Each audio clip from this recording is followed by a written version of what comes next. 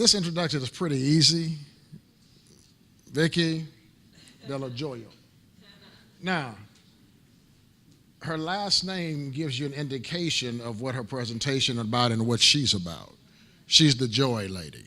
She's all about joy. She's got over 40 years of experience, traveling all across, coast to coast, talking to a lot of different people, motivational speaking, all that good stuff. But the bottom line is she believes that joy is our birthright. So without any further ado, Vicki, come on up. Dello Joio.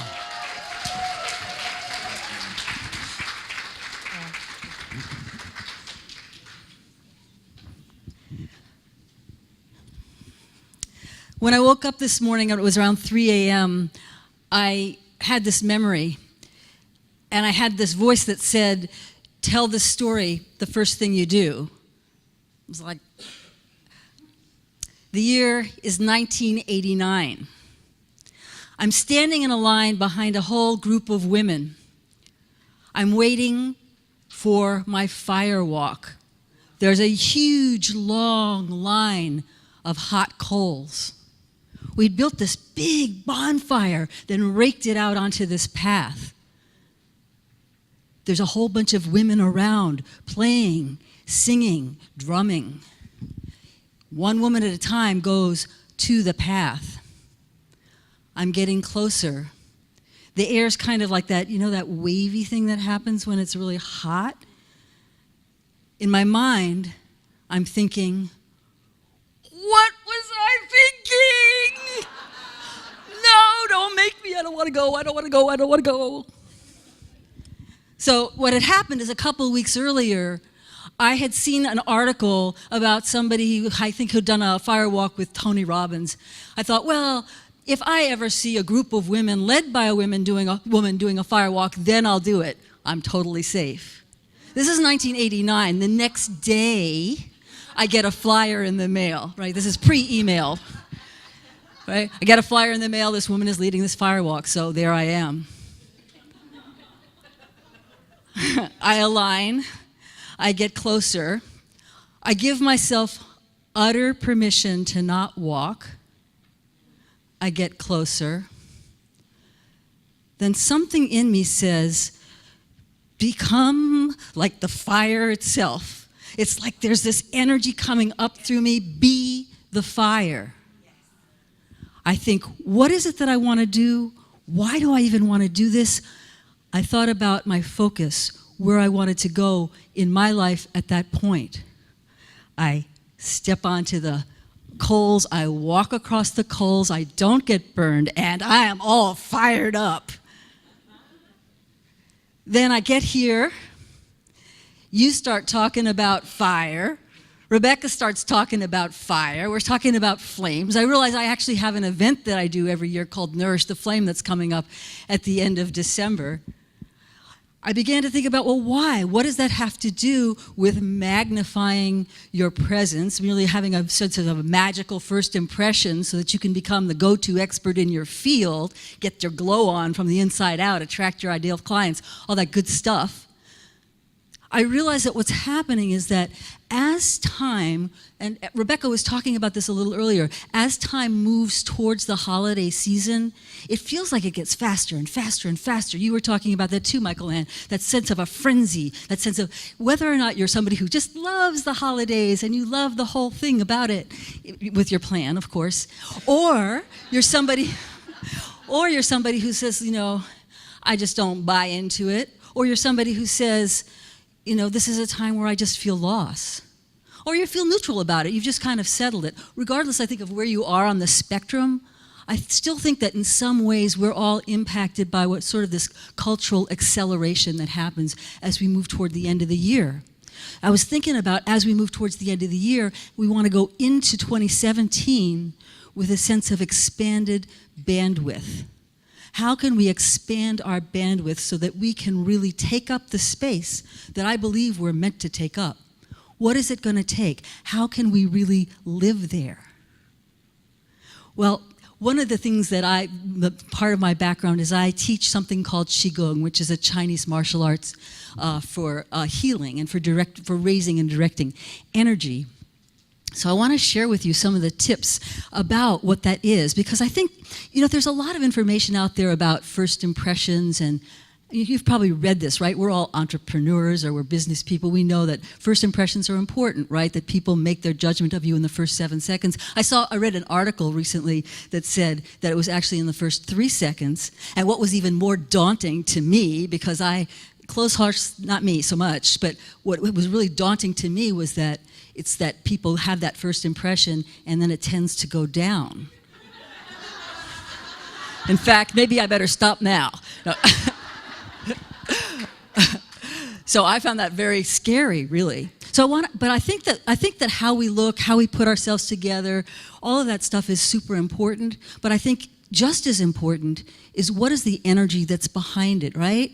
Like when you see a speaker or when you're connecting with somebody who's a business person, what are some of the things that you really feel drawn to? Smile. Eye contact. Confidence. Energy. Warmth. Authenticity. Vulnerability. Pauses. Shoes. I don't know how y'all do that tippy toe thing, but yeah, so I think that that's really real. I think all of those things are really important, but I think at the same time it's important for us to think about not just about our authenticity and our vulnerability, which is super important, because then that's when we really connect with people, where we really feel our heart to heart with people, but also to look a little bit about the dynamism. That's what I mean when I say how do we expand our bandwidth. So I'd like to share with you some of what I think of as the secret sauce behind what used to be called in my day good vibrations. Are you interested in that? Great. I'd love to tell you about it. So let me just tell you a little bit about where I'm coming from, or what sort of brings me to some of these thoughts.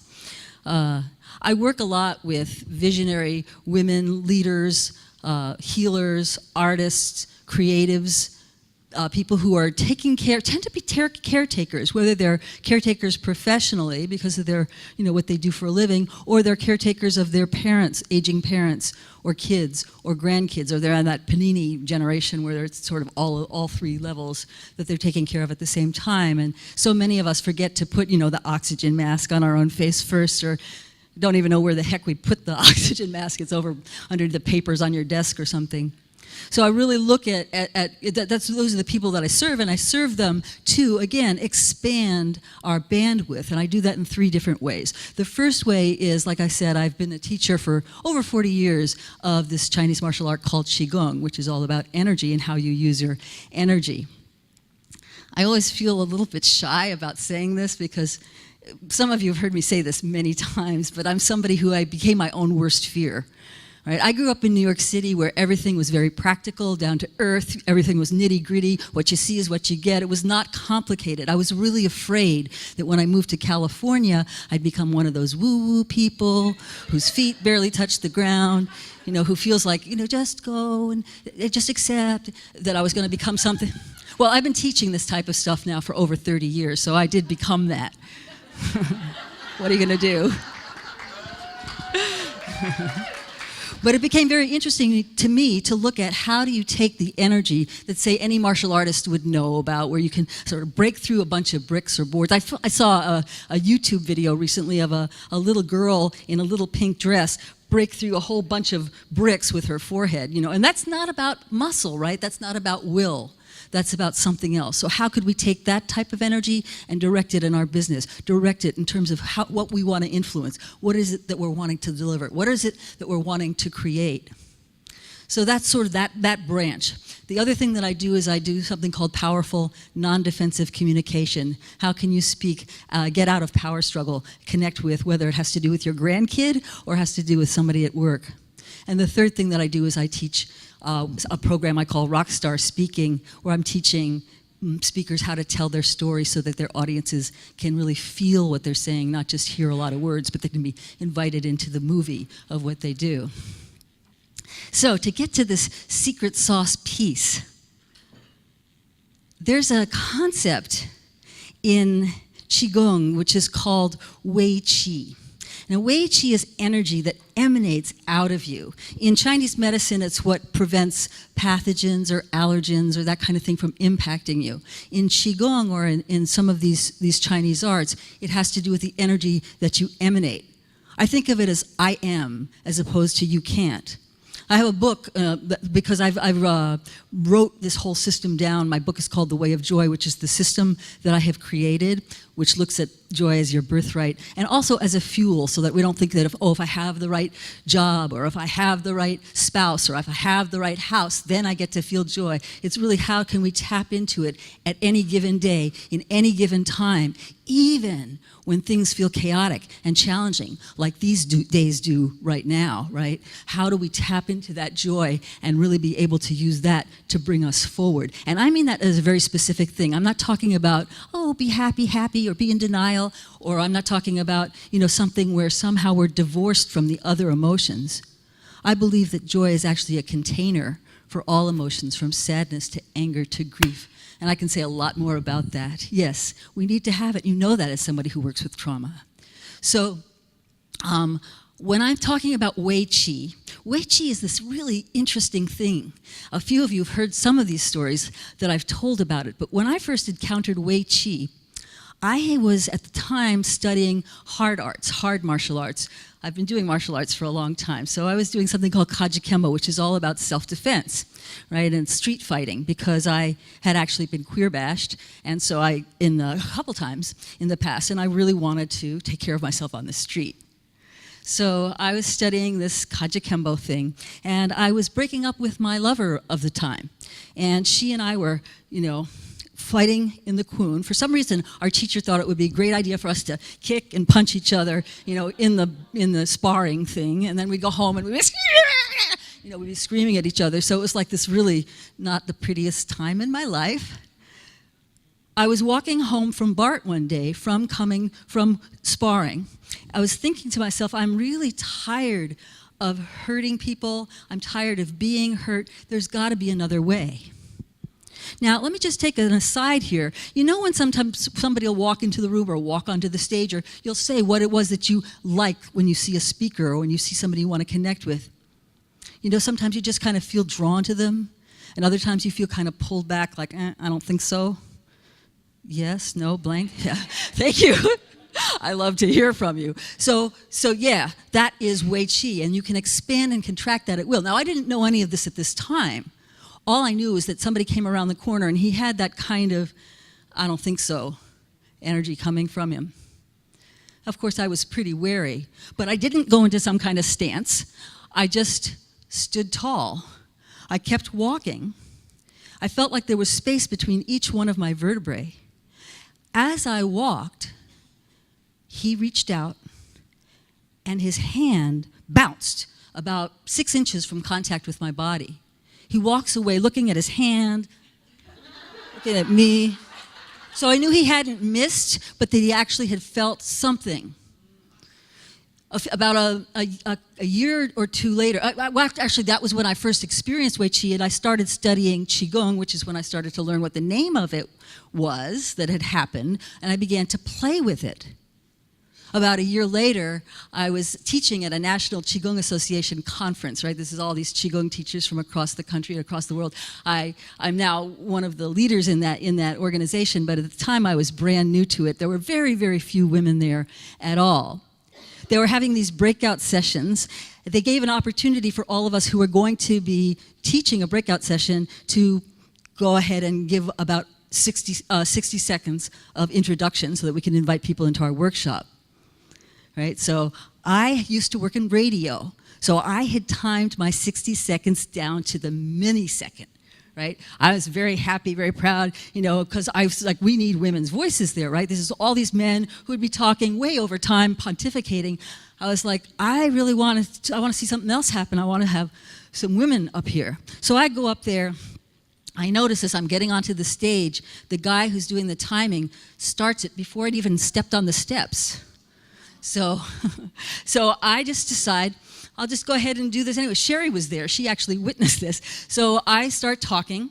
The guy gives me the time signal, and I know he's 20 seconds off.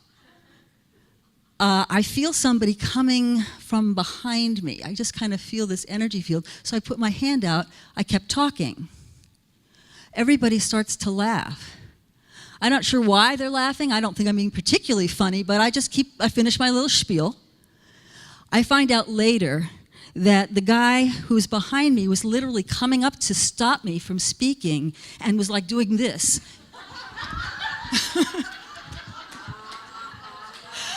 Oh my gosh. So this is something I want to share with you.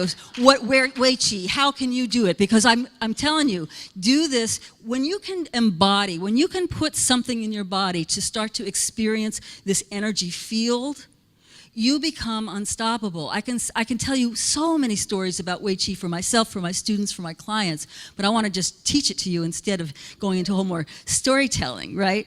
So it begins really with the solar plexus. You want to feel that your solar plexus is relaxed. A lot of times when we feel some kind of threat, we tend to shut that solar plexus down. The truth of the matter is that when we can relax it, it starts to expand and the energy field around us starts to fill out so that this thing where his hand bounced off of me, that's how that happened. I didn't know what I was doing at the time. It was a happy accident. Now I know how it works. So the first thing I'd just encourage you to do, especially because these times can be so volatile, is to really check in with your solar plexus. Is it clenching? If it is, it's perfectly natural.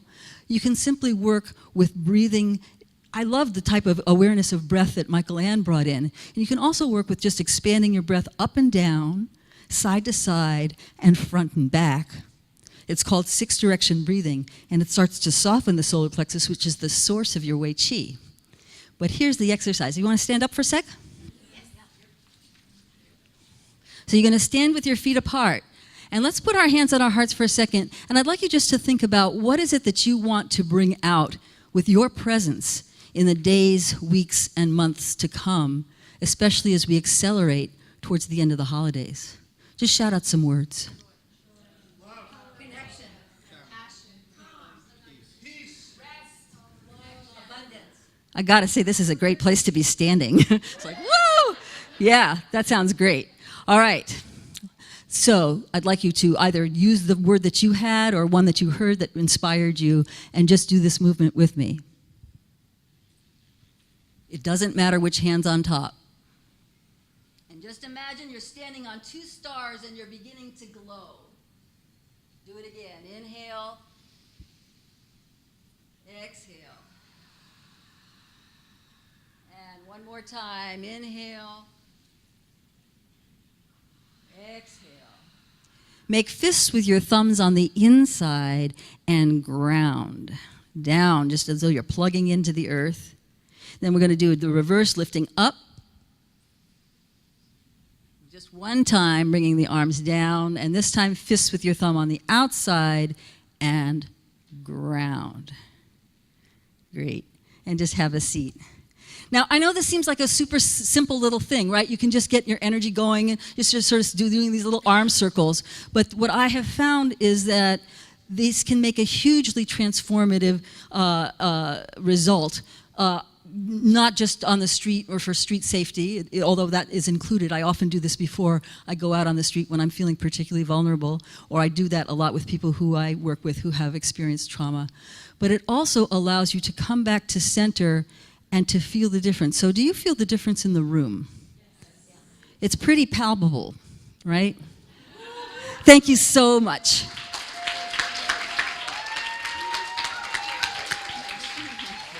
Awesome. Wow.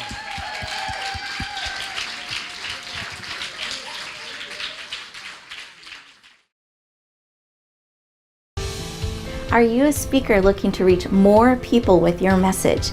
You have a global vision that you want to touch the world and make a global difference. If so, I have an amazing opportunity for you. It's called the Speaker Talent Search. Again, that's the speakertalentsearch.com. You'll find all the details, but here are the highlights. With one application process, you get clarity on your message. You get to fine-tune how you want to reach the world. Then you'll have everything ready in one place for the opportunities when they come. Second, we select you as a finalist. You get to come in and audition with a 7-minute audition, open up the door to hundreds of speaking opportunities. I hope you lean in. I hope you say yes. We would love to hear your message. Help you touch the world powerfully. Again, that's the speaker, talentsearch.com. We look forward to hearing your powerful message.